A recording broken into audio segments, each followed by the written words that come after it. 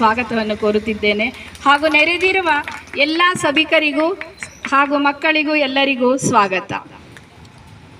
ರತ್ನಾಕರ ದೌತ ಪದಾಂ ಹಿಮಾಲಯ ಕಿರೀಟಿನೀಂ ಬ್ರಹ್ಮರಾಜ ಋಷಿ ರತ್ನಾಢ್ಯಾಂ ವಂದೇ ಭಾರತ ಮಾತರಂ.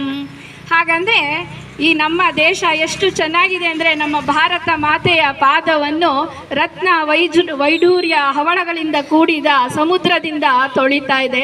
ಹಾಗೂ ನಮ್ಮ ದೇಶ ಮಾತೆ ಹಿಮಾಲಯವನ್ನೇ ಕಿರೀಟವಾಗಿ ಹೊತ್ತಿದೆ. ಹಾಗೂ ನಮ್ಮ ಮಾತೆಯಲ್ಲಿ ಸುಮಾರು ಪಂಡಿತರು, ಜ್ಞಾನಿಗಳು, ರಾಜರು ಎಲ್ಲರಿಂದ ಹೊಂದಿರುವ ನಮ್ಮ ಭಾರತ ದೇಶವನ್ನು ಹೆಮ್ಮೆಯಿಂದ ವಂದಿಸೋಣ.